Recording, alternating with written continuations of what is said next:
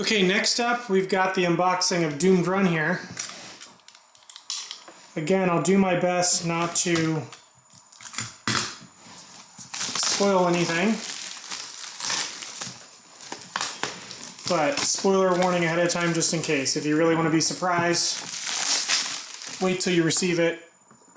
I know it's hard, but that's the only way I can promise. But I will do my best. So we've got the rule book here. Most of the rules in this book are about the different realms and how to play through them. So you've got all your how to build the map decks and creature decks for each realm. So it's basically each realm has a unique location, unhallowed, and creature deck. So it's part of where the challenge comes from. You can record your run-throughs and your runs, your doomed runs here. We have an organizing the box section. This is going to tell you how the game is meant to be organized. And my guess is I have a note here about not having dice. So the dice will be sent separately. But surprisingly, we have the tray. Usually we don't get the trays. So here's your double-sided board. This is like player board context. I meant for it to be more cardboard, so that may be something we change.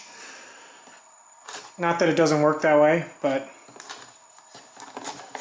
Okay, so we've got the trays here. Now this is all your player boards, and I know I can't show you these because the secret characters are in here.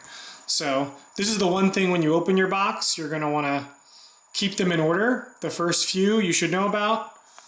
You know the royal, but then each one after that, if you want to keep it secret until you unlock it in the campaign, you're going to want to wait. So this top tray that sits on top here, this is sort of like where you organize all your abilities and items for your playthrough. So that's this part. We'll come back to that in a second. I want to show you these. So these are the envelopes, and they're not going to be sealed, but you'll see that as you play through the Doomed Run, you'll open each of these as you successfully complete a realm. So after you beat Realm 1, you'll open the Realm 2 folder when you get to the Domains of Man, and then similarly when you get to the Vast Forests of Old, the Forsaken Isles, Northern Expanse, Somber Marshes. Here's some things when you win. You'll get the victory. There's a few victory cards. And then Realm 7 is a bigger one, you can see, because that's like the final boss stuff. So we're going to keep all that secret. I wasn't sure if they were going to package this like this, so that's safe. But let's go through the stuff we can go through without spoiling things.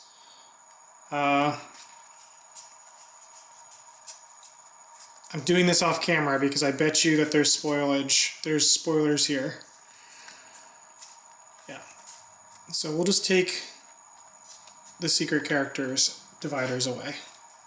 So in the dividers, there are some secret characters which you will not want to be revealed. But here's all your dividers. This is where you can put your ability cards behind them. So all of that stuff will go there. In Doomed Run, you have a company of heroes, which represents all the characters you can choose from. So you'll want to put your characters that you have selectable behind this thing. And then your party, the four characters you're actually playing through on that particular expedition or round or game. So if you save in between realms, you could save your party for that realm behind this one. Your dead characters and abilities can go behind here. All your mythic items and items can go behind here. Similarly, we have dividers for organizing your box. And what you're going to want to do when you first open Doomed Run, and what the organization sheet tells you to do, is to go get your Set a Watch, Swords of the Coin, etc., and separate out your cards. And then you're going to put them in this bottom tray, sorted with everything sorted behind it for easy pickup and play, basically. Then we also have current creature decks, current horde, current unhallowed deck, current map deck, current unused location, completed side quests, and your side quests. Side quests you have still to draw that you've completed and then you've removed from the run, so you can keep track of all that stuff. And you have your adventure special cards for any of those extra cards that characters have. So you'll put those down here, organize all the cards back there. This pack should be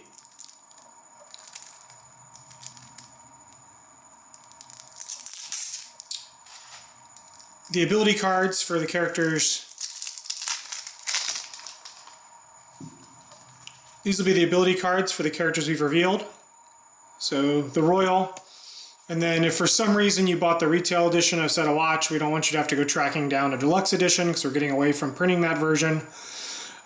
So we included the Knight and Bard here, and then you have all of the mythic items for all of the characters. Character names could be spoiled by looking through that, but that's what they look like. All right, sorry I had to interrupt the video here for a second because my camera died, so hopefully we'll catch the last of it here. Opening up the pack of cards, the first few cards you'll see are the unhallowed, some of the few deluxe cards that we don't want you chasing down, some extra unhallowed. Again, they're needed to do a full run of the campaign. Then you'll see a bunch of summon cards that you've seen before. These are the Swords of the Coin summon cards, but we've now marked them. These are the original summon cards from the first game, where you exhaust a card. These are the variant summons, which were a stretch goal from the first game that are pretty tough summons that we've marked. So all of these just make it easier with us telling you how to make the summons harder or easier as you're playing through the run. There's escalations that can happen where you have to swap out a summon card for something more difficult. Now, here's one of the nice things about Doomed Run. If you open this pack of cards, you've sorted most of the stuff you need to sort to get playing. So all of these cards here are what we call the Townsfolk deck. And it's a unique new deck of creatures for Doomed Run that you'll play with at the start.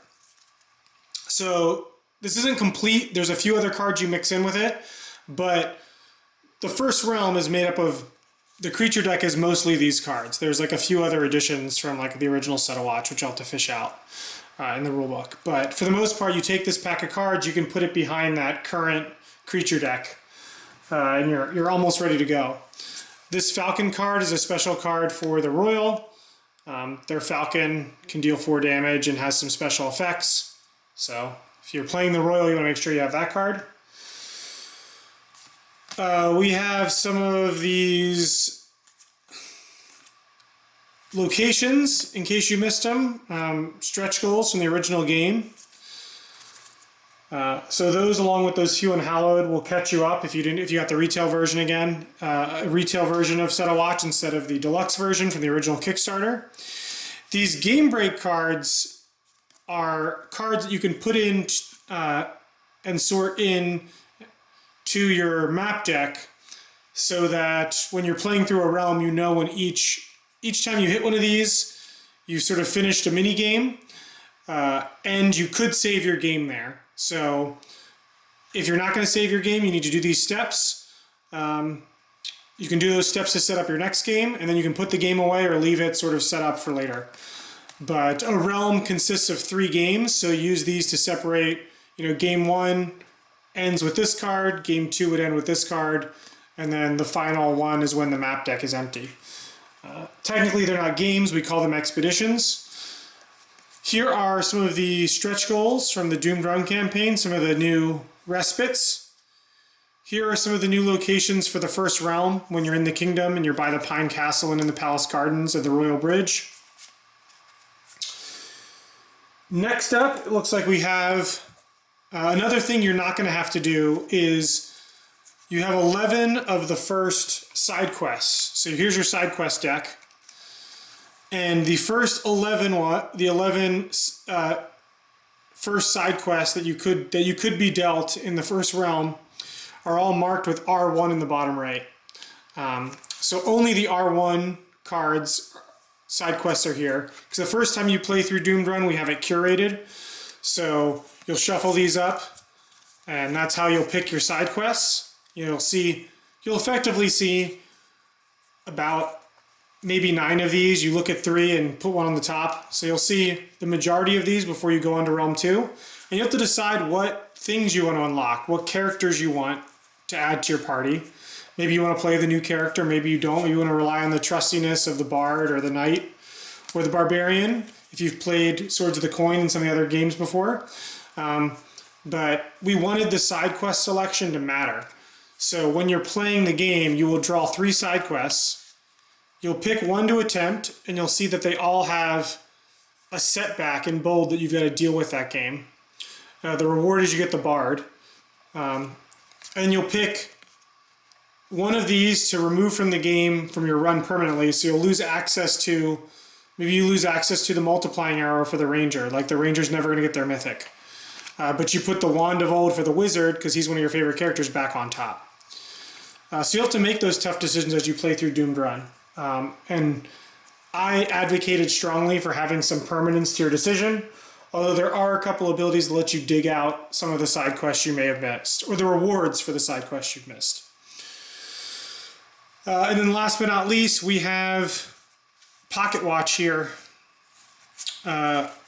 which is a mini version of Set a Watch. You can play with just these cards. So you can see the characters are on both sides. Here's your locations.